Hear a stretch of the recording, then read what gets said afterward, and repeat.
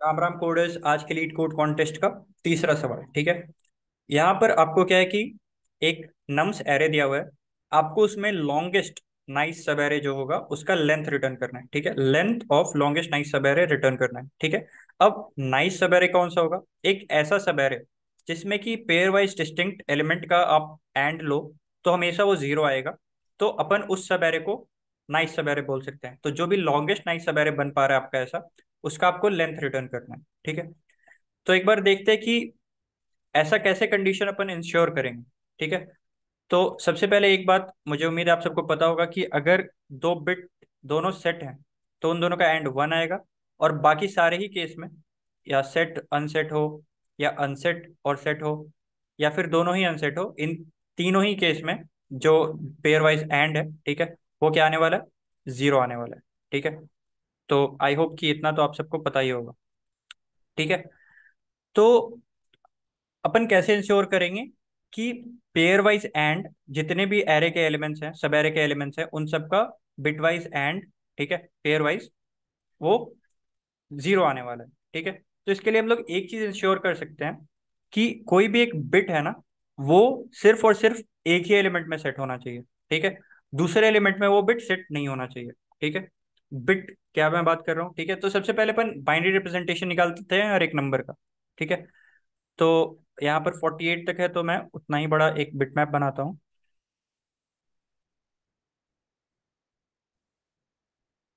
ठीक है। 1, 2, 4, 8, 16, 32। ठीक है। तो वन का रिप्रेजेंटेशन कैसे होगा? वन का रिप्रेजेंटेशन होगा कुछ इस तरीके से। इसका जो वन वाला बिट है वो सेट होगा, अदर सारे बिट इसके जीरो होने वाले हैं। ठीक है। थ्री का रिप्रेजेंटेशन कैसे होगा? थ्री का रिप्रेजेंटेशन होगा कुछ इस तरीके से। टू और वन, ये वाले बिट इसके सेट होंगे। ठीक है। तो जैसे ही हमने ये वाला बिट सेट किया, ठीक है, तो इसका काउंट क्या हो गया? इसका काउंट हो गया टू। इसका मतलब कि दो ऐसे एलिमेंट हैं जिसमें ये वन वाला बिट सेट है। ठीक है। तो इसका मतलब क्या हो गया कि अभी जो मेरा सब एरे बन रहा है, ठीक है, उसका जो पेयर वाइज अगर मैं एंड लूं तो वो जीरो नहीं आने वाला। ठीक है। कोई ना कोई एक ऐसा पेयर बन जाएगा जिसका सब जिसका पेयर वाइज एंड जीरो नहीं आएगा। ठीक है। और देखते हैं सही है क्या। ठीक है। तो वन और थ्री का एंड क्या आएगा? वन कुछ इस तरीके से, थ्री कुछ इस तरीके से है। इन दोनों का पेयर वाइज एंड जीरो आगे आएगा और इन दोनों का पेयर वाइज एंड वन आएगा। ठीक है। तो zero, sorry, one and three का एंड वन देगा, जीरो नहीं देगा। तो इसका मतलब क्या हो गया कि वन और थ्री को मैं एक साथ तो नहीं रख सकता। ठीक है। तो अपना आंसर जो है अभी तक उसमें, और यहाँ पर एक चीज आपको दिया हुआ है कि सब arrays of length one are always considered nice. ठीक है। तो एक सब एरे वन लेंथ का तो हमें मिल ही गया है जिसमें सिर्फ और सिर्फ वन कह लो या थ्री था, जो कि नाइस था। ठीक है। तो अब हमें क्या करना पड़ेगा कि वन में जो सारे बिट सेट थे उसको हमें रिमूव करना पड़ेगा। ठीक है। तो वन में कौन कौन से बिट सेट थे? वन में बिट सेट था ये वाला, सिर्फ और सिर्फ ये वाला। ठीक है। तो अपन उसको रिमूव कर देते हैं। अपन उसको रिमूव कर देते हैं। यहाँ पर से जीरो कर दिया और यहाँ पर टू हो चुका था, ये वन हो गया। ठीक है। फिर एट पे गए। एट पे गए तो एट का बाइनरी रिप्रेजेंटेशन कुछ इस तरीके से आएगा, ये वन हो जाएगा और बाकी सारे इसके जीरो होंगे। ठीक है। तो एट का बाइनरी रिप्रेजेंटेशन कुछ इस तरीके से हो गया। क्या अभी तक मेरा कोई भी बिट जो है वो रिपीटेड है? मतलब दो एलिमेंट में वो बिट सेट है? बिल्कुल नहीं। सभी बिट या तो अनसेट है या फिर एक ही बार सेट है। तो कह सकते हैं कि थ्री एंड एट का एक सब एरे तो हमें ऐसा मिल चुका है जो कि नाइस भी है। ठीक है। फिर 48 पे आते हैं। ठीक है। 48 पर जैसे ही आएंगे तो अपन क्या देखेंगे कि 48 को रिप्रेजेंट करने के लिए हमें कौन कौन सा बिट सेट करना पड़ेगा? एक ये बिट सेट करना पड़ेगा, एक ये बिट सेट करना पड़ेगा और बाकी सारे बिट इसके जीरो सेट होंगे। ठीक है। तो 48 को जैसे अपन रिप्रेजेंट करेंगे कुछ इस तरीके से हमारा बन जाएगा बिट मैप। ठीक है। तो अब क्या हमारा पेयर वाइज एंड सभी जो सबेरे हमारा बन रहा है, वन डिस्कार्डेड है अभी के लिए, 3848 पेयर वाइज एंड किसी भी दो एलिमेंट का अगर मैं लूं तो क्या जीरो आएगा? बिल्कुल जीरो आएगा, क्योंकि यहाँ पर कोई भी बिट जो है वो दो नंबर में रिपीट नहीं हो रहा है। ठीक है। तो पेयर वाइज अगर आप एंड ले, जैसे थ्री एंड एट का एंड लेंगे तो ये तो जीरो आएगा। ठीक है। 48 और एट का एंड ले लो, 48 और 8 का एंड ले लो, ठीक है। सभी जगह पे आप देख सकते हो, कहीं पर भी दोनों का 1 रिपीट नहीं हो रहा है, ठीक है, तो ये भी 0 आएगा। 48 और 3 का ले लो, तो ये भी आप देख सकते हो, इसके ये दोनों बिट सेट है, इसके ये दोनों बिट सेट है, 0 आने वाला है, ठीक है। तो लॉन्गेस्ट जो अपना सब एरे था उसका लेंथ 3 हो चुका है, लॉन्गेस्ट नाइस सब एरे, ठीक है। अब आगे बढ़ते हैं, 10 को ऐड करते हैं, ठीक है। 10 को जैसे ही हमने ऐड किया तो 10 का कौन कौन सा बिट सेट है, 10 का बिट सेट है ये एक 8 वाला और एक ये 2 वाला, ठीक है। और बाकी सारे बिट इसके 0 है, ठीक है। तो 8 वाला का जो काउंट है वो 2 हो जाएगा, और 2 वाला का भी काउंट 2 हो गया, क्योंकि 8 वाला बिट 8 में भी सेट है, 10 में भी सेट है, 2 वाला बिट 3 में भी सेट है और 10 में भी सेट है, ठीक है। तो अब मैं कह सकता हूं कि मेरा जो ये सबेरे है जो कि 3 से शुरू हो रहा है, ठीक है। सबेरे जो है वो होता है कंटिन्यूअस होता है, आई होप कि ये सब आपको पता होगा, सबेरे बताने का जरूरत नहीं होगा। लॉन्गेस्ट कंटिन्यूअस सब सेगमेंट जो भी होता है एरे का उसको अपन सबेरे कहते हैं, ठीक है। तो यहाँ पर मेरा जो सवेरे है 3 से जो स्टार्ट हो रहा है उसमें कुछ तो गड़बड़ है, ठीक है। तो अपन कहाँ से रिमूव करेंगे, पीछे से रिमूव करना चालू करते हैं, जैसे कि एक प्रॉपर एक हैशिंग वाले प्रॉब्लम में चलता है, ठीक है। बस वहां पर मैप की जगह पे हैशिंग यूज हो रहा है, सॉरी बिट मैप यूज हो रहा है, ठीक है। तो यहाँ पर अपन क्या करेंगे, 3 को रिमूव करेंगे। 3 को अगर हम लोग रिमूव करेंगे तो ये वाला जो एलिमेंट था, ठीक है, जो 2 जो है, सेकंड वाला जो बिट जो 2 बार सेट हो गया था वो 1 बार सेट हो जाएगा, क्योंकि हमने 3 को रिमूव कर दिया, ठीक है। अभी भी क्या मेरा बिटमैप जो है उसमें सभी एलिमेंट यूनिक टाइम्स अकर कर रहे हैं, यूनिक या फिर 0, ठीक है। तो यहाँ पर ये जो 8 है ये अभी भी 2 बार सेट है, ठीक है, 8 वाला बिट। तो इसका मतलब अभी भी मेरा जो सवेरे है 8, 48 और 10 वाला, उसमें भी कोई भी एक ऐसा एलिमेंट मुझे मिलेगा जिसका बिटवाइज एंड 0 नहीं होगा। और दिख भी रहा है 8 और 10 का अगर बिटवाइज मैं एंड लूंगा तो ये 8 आएगा, ठीक है। तो मुझे क्या करना पड़ेगा, 8 में जितने भी बिट सेट हैं उन सबको मैं रिमूव करूंगा, ठीक है। तो 8 में सिर्फ और सिर्फ 8 वाला बिट सेट है, तो इसको मैं रिमूव करता हूँ, ये मेरे बिट मैप में क्या हो जाएगा, 1 हो जाएगा, ठीक है। अब अगेन मैं चेक करूंगा कि क्या मेरे बिट मैप के सारे एलिमेंट्स या तो 1 टाइम से आए हैं या फिर 0 टाइम से कर हुए हैं। यस, अब ये कंडीशन सेटिस्फाई कर रहा है, तो मैं कह सकता हूँ 48 और 10 वाला जो मेरा सब एरे है that is again a nice सब एरे, ठीक है। ये अगेन एक नाइस सब एरे है।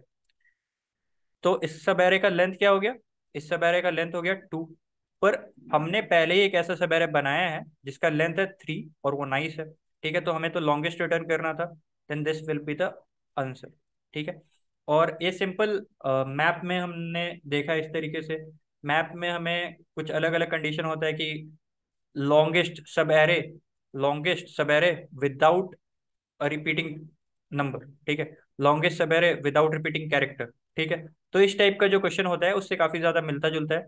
बस यहाँ पर जो मैप यूज करते हैं वहां पर आपको बिट मैप यूज करना पड़ेगा, आपको चेक करना पड़ेगा कि कितने सारे एलिमेंट में बिट कौन कौन से सेट है, ठीक है। बस यही एक चीज है, अदरवाइज ये क्लासिकल हैशिंग का क्वेश्चन है, ठीक है। तो इसको कोड कैसे करेंगे, तो मैं आपको अपने कोड से वॉक थ्रू करवा देता हूँ। और एक बार मैं कोड वॉक थ्रू से पहले एक बार बता देना चाहता हूँ कि हम लोग एक बहुत ही एक्सटेंसिवली हर एक कंपनी को कवर कर रहे हैं, ठीक है। उसके हायरिंग प्रोसेस में क्या क्या स्टेप्स इन्वॉल्व होते हैं, मतलब ओ राउंड कैसे क्लियर करना चाहिए, ऑनलाइन असेसमेंट, फिर इंटरव्यू कैसे क्लियर करना चाहिए, किन किन बातों का आपको ध्यान देना चाहिए, ठीक है, क्या क्या रिसोर्स आपको लगेंगे, हर एक चीज एक सिंगल पॉइंट पे हम लोग कंपाइल करके एक रिसोर्स क्रिएट कर रहे हैं, ठीक है, एक वीडियो प्लेलिस्ट क्रिएट कर रहे हैं।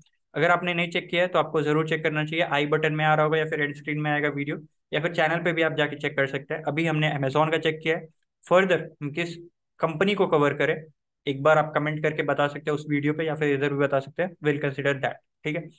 तो आ जाते कैसे हमने कोड किया है, ठीक है।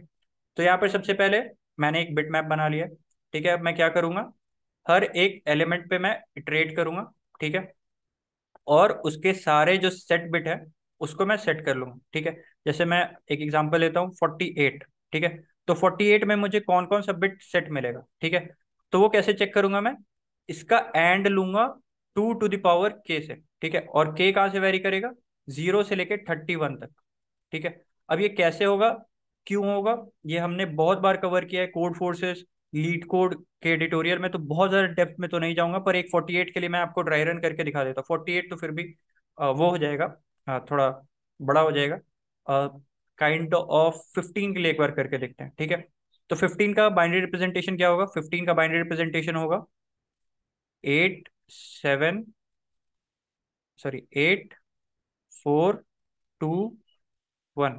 ठीक है, तो इसका 8 बिट भी सेट होगा, देन 4 बिट भी सेट होगा, देन 2 बिट भी सेट होगा, और 1 बिट भी सेट होगा। ठीक है, तब आएगा ये 15। ठीक है, तो 15 एंड मैं क्या करूंगा, 1 टू द पावर 0। ठीक है, 1 to the power sorry 2 to the power 0। ठीक है, ये 1, ये के का मतलब होता है 2 टू द पावर के। ठीक है, इसके बारे में भी हमने बात किया है अपने बिट मैनिपुलेशन वाले प्लेलिस्ट में, अगर आपने अभी तक नहीं फॉलो किया तो आप उसको फॉलो कर सकते हैं। ठीक है, तो 1 15 एंड 1 क्या आएगा, 1 आएगा। ठीक है, तो it is returning some value. तो यहाँ पर क्या करेंगे, बिट्स ऑफ के का काउंट बढ़ा देंगे।